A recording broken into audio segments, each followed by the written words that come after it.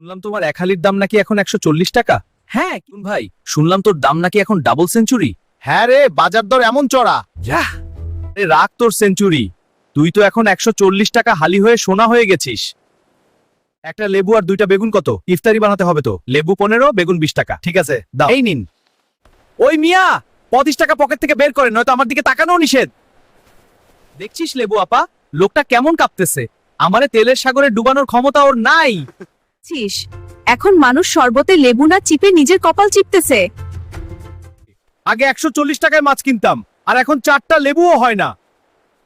থামান ভাই, এখন থেকে আমাদের ফ্রিজে না সিন্ধুকে ভরে তালা মেরে রাখবেন। আচ্ছা আচ্ছা, বুঝেছি। হ্যাঁ দয়া করে। ঠিক আছে, জানিস তাই আপা, হবে। কালকে তো এক লোক আমারে কিনতে এসে দাম শুনেই সেন্সলেস হয়ে গেছে। সত্যি কি দাম চেয়েছিলি রে? ইয়া ভাবছিস তাই হবেই তো। আমরা এখন বাজারের ভিআইপি মেহমান, আমজনতার নাগালে আমরা নাই।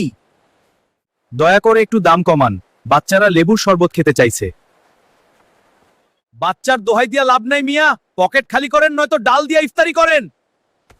চল বেগুন ভাই, এখন যত পারি ভাব নিয়ে নেই, ঈদের পরে তো আবার 5 টাকা হালি হতে হবে। আমরাই এখন বাজারের ডন, পকেট খালি করাই আমাদের আসল ফোন।